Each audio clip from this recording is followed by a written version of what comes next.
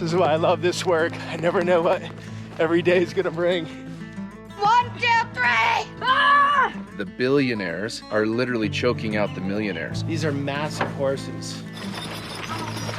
It feels like you're getting something removed that used to be so precious and so valuable. How's that pizza, big man? Let's do a little parallel parking. This is Grandpa. Rainbow trout.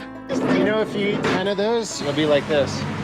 It takes a lot of effort to generate and maintain this type of a lifestyle. I think the majority of people are searching for that. That's exactly the ingredient they're looking for.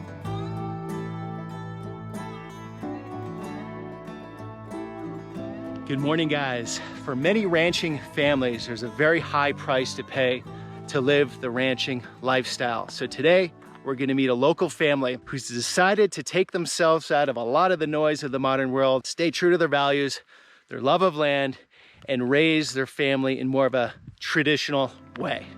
Let's go see what they have to say. Let's do this.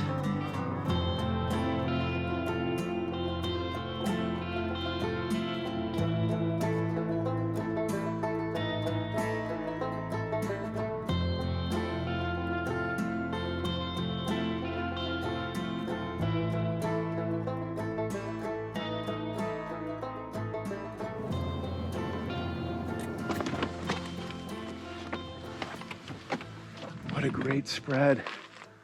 How you doing, AJ? How are you? Doing well. There's water in the garden. Beautiful place you got out here. Thanks.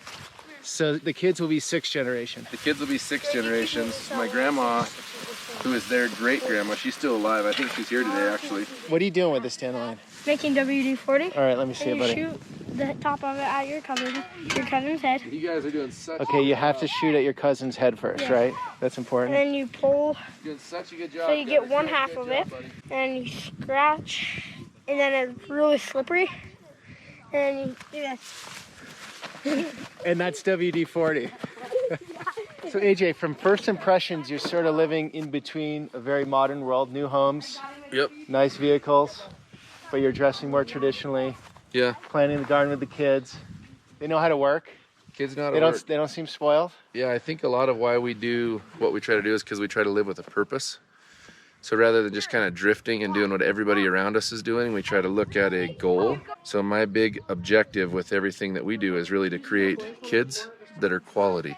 Okay. So that's really my objective. Like, there's a lot of things that we do that are unique. And But unique as of in the last 30 years, maybe.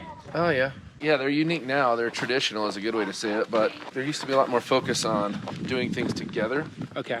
working together, helping each other. You feel a lot different when you need somebody and somebody needs you, right? There's a depth of satisfaction, like there's a fulfillment. Like, it would be really easy for me to just rototill the garden, right? But I've got 4 kids out there with picks, so I can go get a rototiller if I want. They sweat, they make WD-40, they wrestle, they're hanging out. How you doing? So who lives in all these homes? So this is my dad. Okay. Dad and mom, we're just building this. It's one home. My grandparents used to milk dairy cows. The cows were sold for a long time before we ever were able to buy the family farm. So now we use it for different stuff. We just have all of our horse tack in here. So I liked draft horses. I wanted to do a lot with draft horses. I could see the utility aspect and a lot of the things that you can do with draft horses. So we got everything. Explain to those that don't know, including myself, what are draft horses? So draft horse is a heavy type horse that is made more for utilitarian like type work, like pulling heavy loads, moving stuff, whereas a saddle horse would be more like a lightweight horse for transportation, maybe on a buggy, or you could ride him around. So a draft horse is like a workhorse. My grandma, she tells me about how they used to harness the workhorses and they would go literally over the river and through the woods to her grandmother's house, and they would go for Thanksgiving dinners or Sunday dinners, and you know, it was just a staple of life. And now you've seen those one at a time go, like just like everywhere, you know, like this place isn't completely unique to the changes that are happening all over the world. But one thing that is unique is this valley has always kind of been like 15 or 20 years behind. So if you go back to like the 80s and 90s, there were still a lot of horse teams here. Now there are less and less. And then You're starting to see a little bit of a revival with it, though. There's a lot of the new generation that are kind of sparking an interest in it. They're watching it kind of dim out, and then they're going, wait a minute, we want to keep that alive. These are massive horses. Yeah, they're big. You guys come here, we're gonna move this wagon. Okay. Gunner, you're getting videoed. So? Don't mess up, Gunner. You're on video. Yeah, Gunner. You gonna pull this thing? You're that strong? We're all gonna pull. How are we moving this? 1, 2, 3. Pull. Fast. Fast. Ah! We're in a roll. Keep on moving. Okay, right there. Keep on going. I had fish for breakfast. I got it. What kind of fish? Here, what kind of catch? Rainbow trout, cutthroat trout, golden trout. Did you guys catch them? Yeah. We have a big pond out there. Breakfast of champions. It's better than Wheaties. You ever heard of Wheaties? Nope. Junk cereal. Don't eat it. Gunner, what are you doing here? Brushing the horse. So this is a collar right here. This is a collar. That's what you put on the horse's neck so that they can lean into it. And that makes them comfortable when they're pulling something.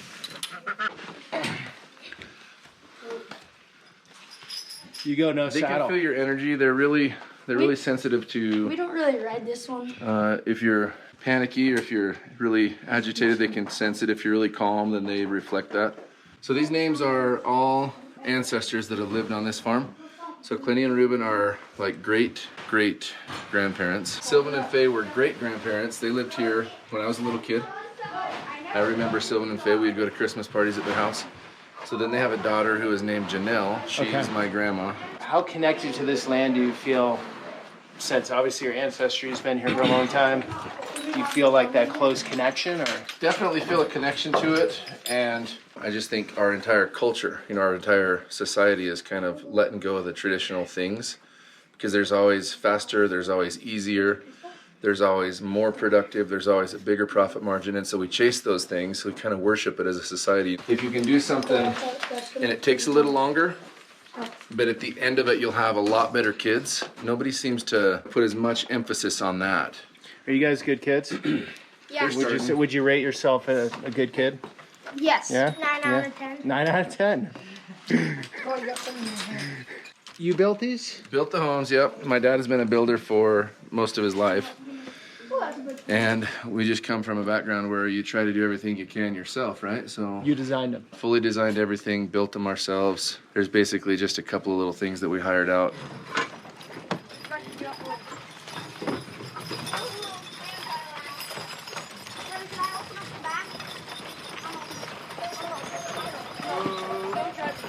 What's the password? Please. Please. Okay, we're in. So you have 15 kids? No, I have 4. She's my oldest. This is Okay. Hattie. Sage is on the horse. Then Gunner right here. And the youngest is Colt. Colt, And then this is Garrett right by you. Garrett. And a niece, Grace. And a neighbor friend, Bayan. Oh, it's pretty fast, huh? These horses just get going. Woo!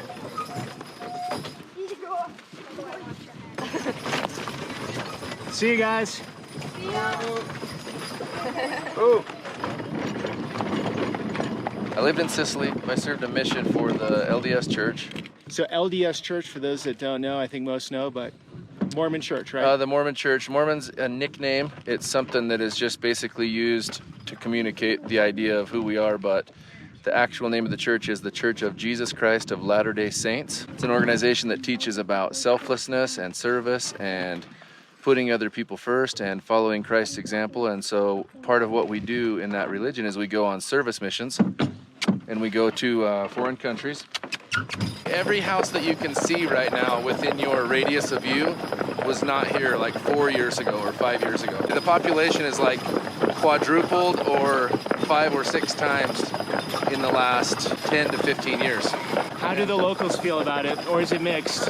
Well, it's fine. I mean, quality people are quality people, right? And so we love the ability to meet people, to be around good people. But one of the problems is you end up with a lot of people that want to show up and put up no trespassing signs, right? And it just sort of starts to dilute the essence of what they're after and what we're after, right? Right. So when you have a community where everybody knows everybody, your kids can be riding their bike, they get a flat tire, they can knock on any house, somebody will give them a ride home. When you're used to being in that type of an environment, and then you go to the environment where there are no trespassing signs on people's entrances, it feels like you're getting something removed that used to be so precious and so valuable. You know, maybe a lot of those people that are sort of on that level, they simply, you know, they don't have any bad intentions. Maybe they just think they're protecting themselves or something. But I don't think they realize if they just make friends with their neighbors, there'd be a whole deeper layer of protection. Hey guys. It's basically just mutual respect. Like those guys pulled over, they're cool. Yeah, those guys are really cool. Almost everybody loves the horses. Okay. Lots and lots of people love the preservation of culture. They love the older style of living. And many people, to be quite honest with you, I think the majority of people are searching for that. That's exactly the ingredient they're looking for. You know, they want to be back in touch with the earth. They want to be able to do things that have to do with helping to create their own food and get in touch with the resources. And that's great. It's all good. The only one small problem with that is when you start selling the commodity, which is the peace and the tranquility and the open space, and everybody starts buying that and everybody starts coming to get it, then there begins to be a diluting effect, right? Where there's less and less and less of the thing that everybody's searching for. Yeah. And so it's okay, there can be a balance, but one of the main things is people have to learn how to treat each other and how to interact with each other, you know? You've been here forever, obviously. Yeah. Someone pulls into town, they say hi to you. Are you going to open up to them, or are you going to be like, they have to earn their stripes, they have to prove to you first? Or We open up to everybody. That's just the nature of how we want to be. What you have to realize is that people are like treasure boxes, and nobody takes the time to open up that key and find out what's in people's lives and in their soul. We all are too quick, too curt, too eager to chase our own pleasures, our own satisfactions, our own priorities. And I didn't always feel that way, but I've learned that lesson where if I open up to people, communicate with people, interact with people, almost always my life is blessed from it, you know?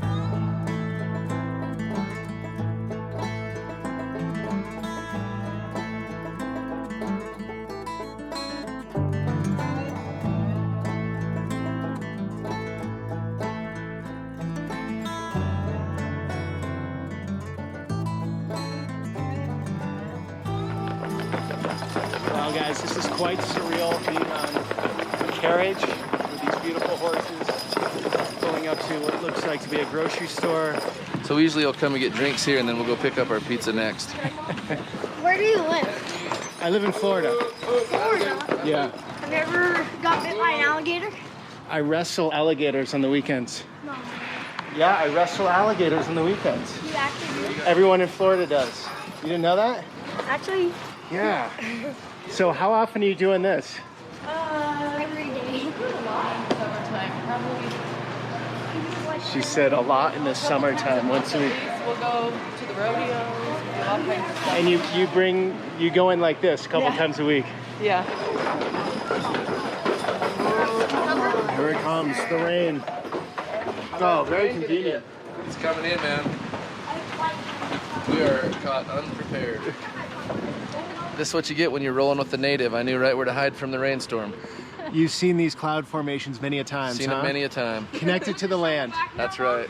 Wipe it off and then just give it back. Yeah. So there was a little fertilization process in the exit-only drive-through area, but we've taken care of it. We'll leave it over there for you. Added to By the door. the nutrients in the grass. Say don't like and unsubscribe. Don't like and unsubscribe. Do not like and unsubscribe and do not do it. My new marketing team. Thanks, guys. Best cookies ever. So some of these buildings are new and they have the look of an older building. But like the building right here on the right, it's old. I don't know. I wish I could date it right offhand. It might be like early 1900s.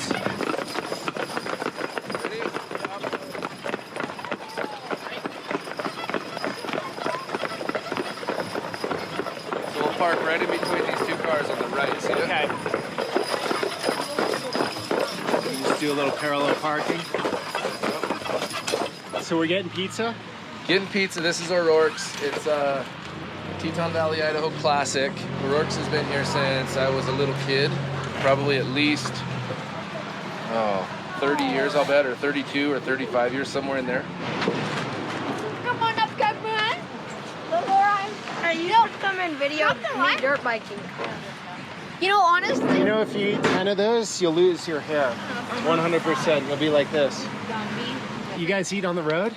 Yeah. Do you want a pizza? Yeah, we eat on the way. What do you want, pepperoni or sausage? I was thinking, AJ, coming into this, there'd be a huge challenge living this lifestyle, but it doesn't look like a challenge for you. Or is it? Is it challenging? No, I mean, it's not a challenge. We still do a lot of things, you know, just as normal people, right? We have cars and all that, obviously, but it's just something that we love, you know? This is something that we do because it's a passion. We feel a little bit of a special privilege to preserve the heritage of it, share it with people.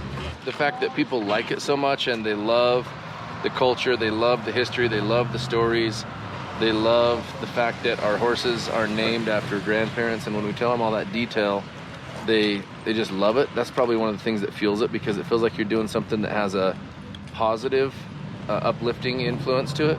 Right. There's so many negative tones in this world, and there's so much self, and there's so much energy towards seeking to, you know, beat people and to gain and to win. And I think that's one of the main things that makes us love it, is that people like it and people feel enlightened and lifted up by it.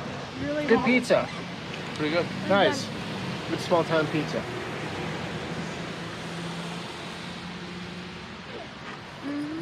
How's that pizza, big man? Yeah? You got some on the sides just in case you run out?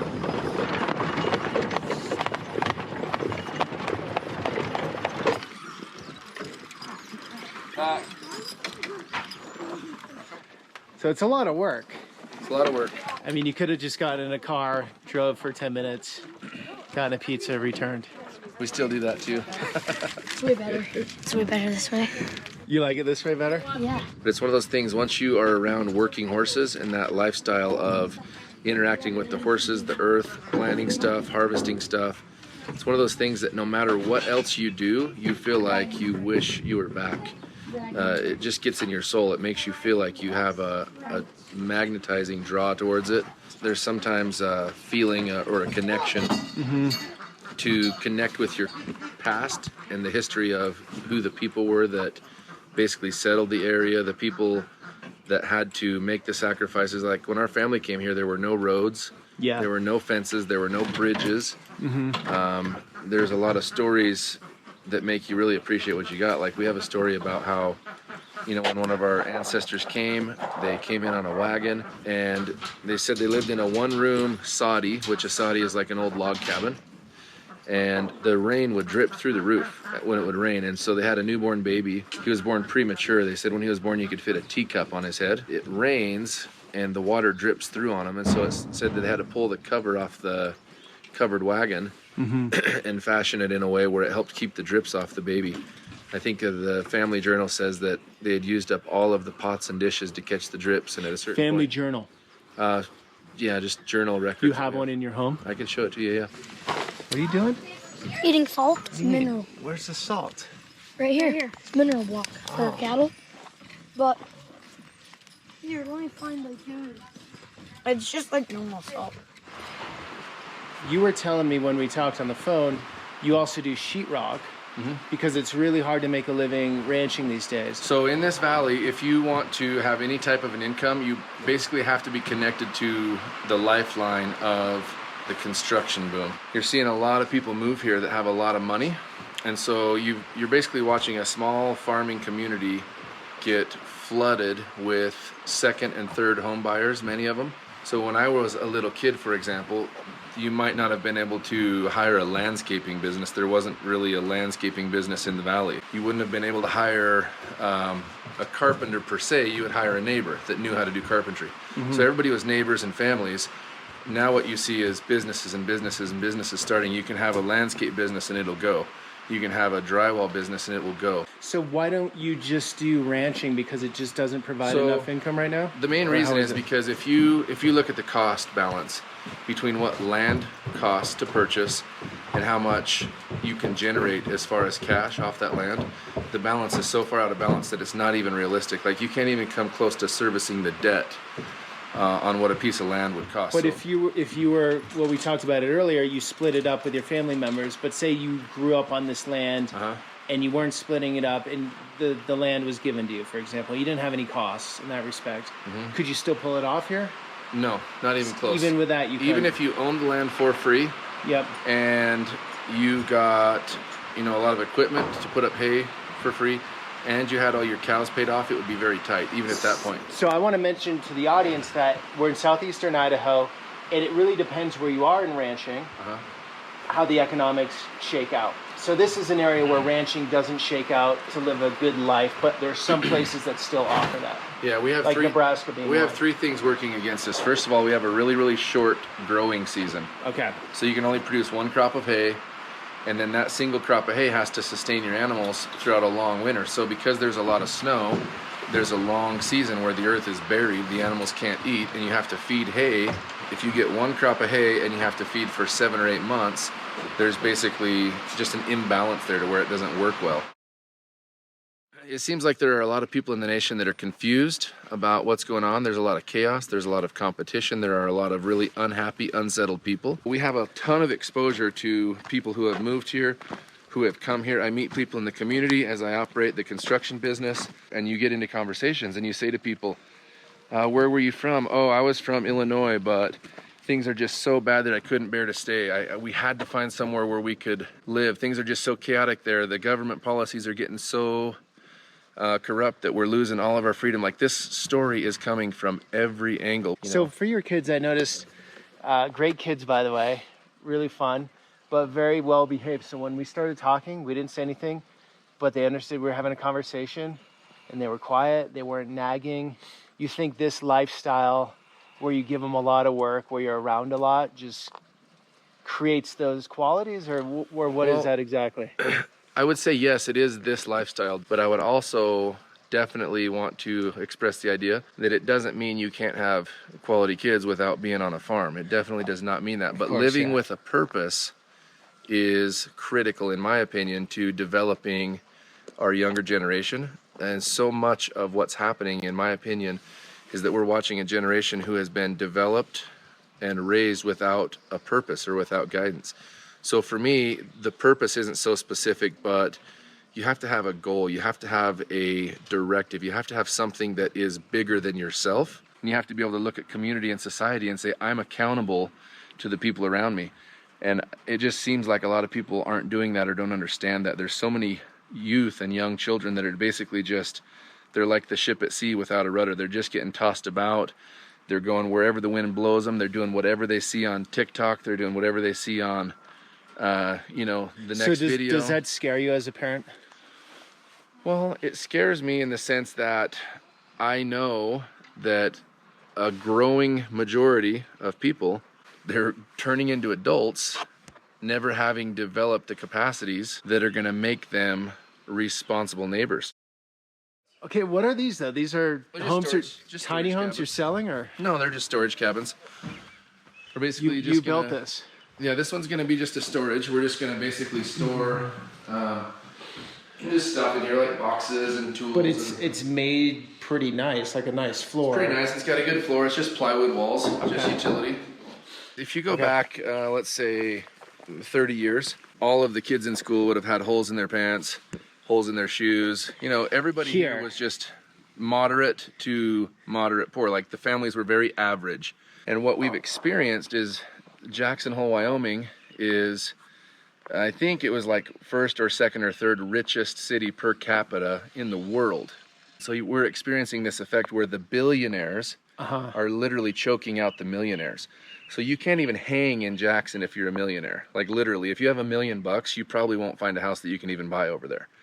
And so now these millionaires are getting pushed out, and they're coming to Teton Valley, which is the bedroom community for Jackson Hole. So the workforce for all of these huge, beautiful, ultra mega custom homes in Jackson, the workforce lives here. And a lot of the people that used to live over in Jackson are fed up with the congested, busy lifestyle because it's getting really, really busy. So they're moving out, and so now you have this influence from all these people that are used to that sort of more luxurious lifestyle, and they're buying land over here, and then there's bidding and there's competition, and there's only a limited amount of land for sale. Yeah. So of course that drives the price up. And so what you're seeing is an 80-acre farm that possibly went for you know, $100,000 or $50,000 back in the 80s. These chunks of land are going for $500,000, $1 million, $2 million, $2.5 million.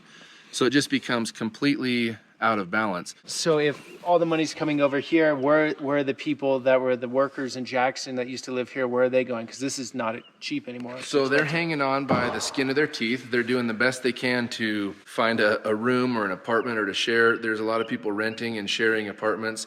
I know of one specific person that was paying $800 a month for rent, small, simple home, and it went to $1,600 in the course of 2 or 3 years. So that's doubled. And then from $1,600, it went to $2,200 just in the last couple of months. So more than doubling in just the course of a couple years. And so you that's could one of the side effects from all the money coming to the valley. So it's like, you know, it's a good feeling because now there's a lot more cash, right? Like you can go get a job anywhere you want and make 22 to 25 bucks an hour. But the problem is you can't find a place to rent. You could rent this out for $1,500 maybe if it had a toilet and kitchen in it, right? Yeah, easily. But this is just a workshop. We're going to turn it into a saddle shop. We've got the old Western front on it. Oh yeah. So out here in Idaho, we put up California welcome signs. So this is a Idaho Equine Act. And so just because there's a lot of strangers coming around, you know, it used to be you would never see a sign like that ever. My whole life, nobody would ever have something like that up. Why are there lawsuits coming or something? Yeah, just the mentality, like somebody's gonna step out of their car and roll their ankle in a pothole and then you're gonna be liable, you know? It's this whole mindset of somebody else is accountable for my mistakes. Is this all your land out here? Yep. Goes out to the trees Can there. we walk out a little? Yeah, we can walk. And we can this. also go ride the buggy if you want. Oh So yeah, this let's is do all- that. Everything that you can see clear to the trees is a hay meadow. So the hay out here will be about this tall in 2 months from now.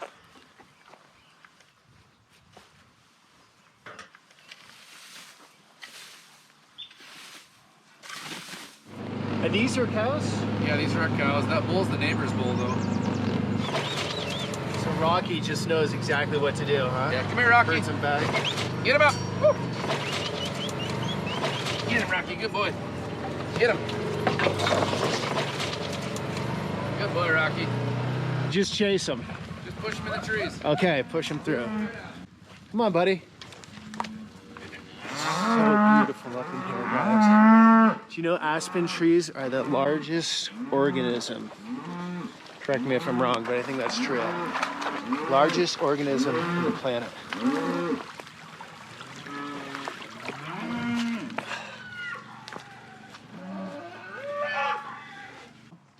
So milk cows are kind of. Well, they're a very docile breed, and they're Okay. basically bred and handled every single day. Right. And so their demeanor is a lot calmer than the beef cows. The beef cows are kind of wild. They're just out on the range and. Sure. But this one was raised in a pen, so she's also friendly. She's This a is beef cow. this is a little bull right here. That's a milk cow, number one. But you're not doing milk cows anymore. These are your neighbors. Yeah. Well, No, this they're is our ours. cows, but Okay. the milk cows are. We just have 2 in here. We just have them around in case we want to milk them. What are we doing, Gunner? Riding the cow. Hold him. Hold him. This is why I love this work. I never know what every day is gonna bring. Close. Hold on. Hold on.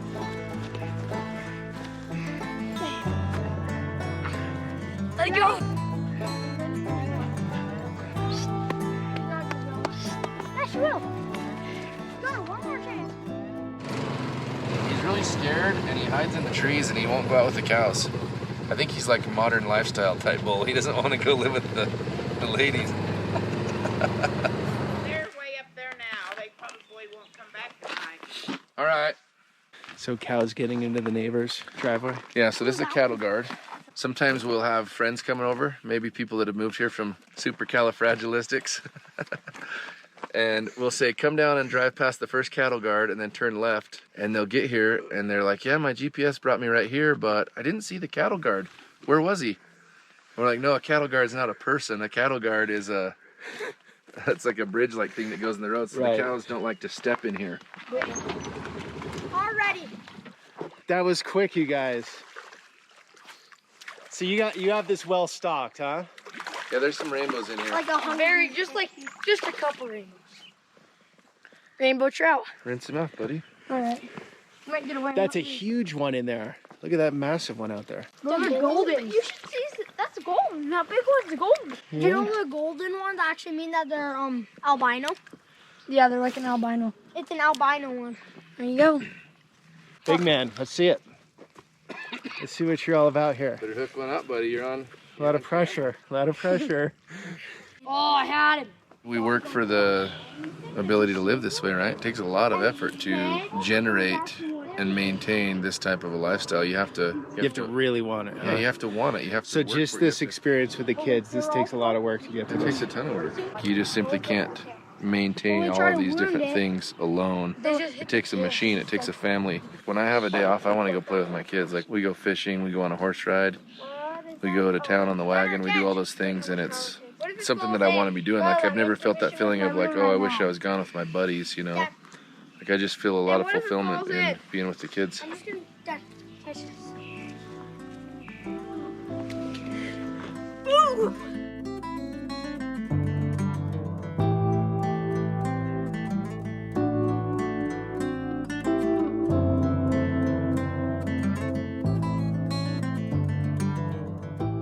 This is Grandpa, and this is the dad of all of these sons. So this dad is named William Wolstenhume. And then this is his son George, who is the dad of our line. So this is my grandpa. This is also my grandpa.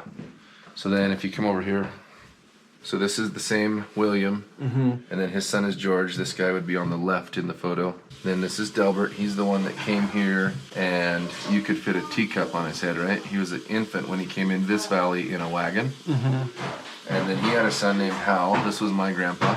And then his son is Lance. That's my dad. And then I'm Adam James. And then these are my sons, the three boys. Oh, that's So amazing. this is photograph back to 18. 1, 2, 3, 4, 5, 6, 7. Is there a pressure to keep this going?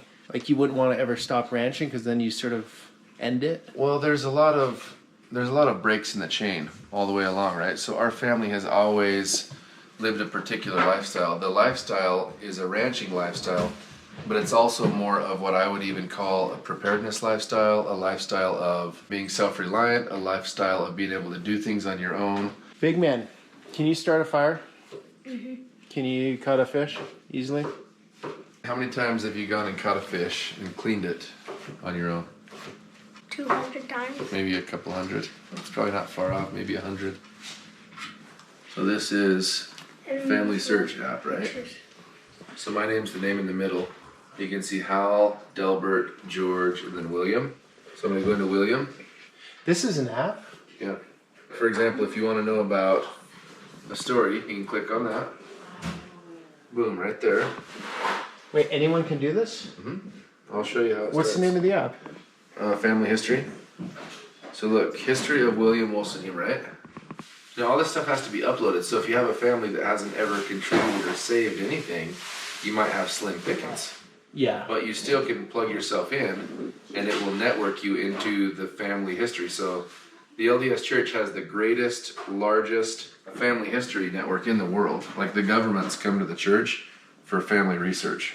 Dear Heavenly Father, thank you for this day, and please bless that we can all have a good time and that we can all be happy, and that this we can nurture and strengthen our bodies, and that we can all be nice, and in Jesus Christ, amen. Amen.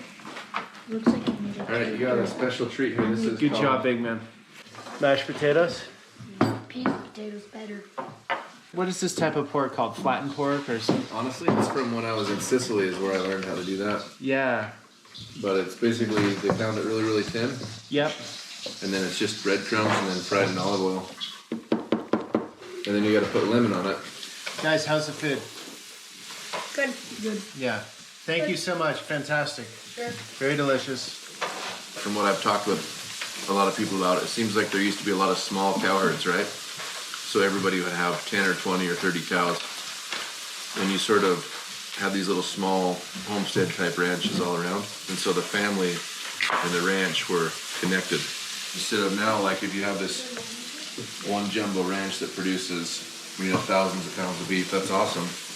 It's really cool, but you're losing the connection of all the people with their food source. So when you have each family having 10 or 20 cows, then you end up with a lot more people involved in the production of their own food.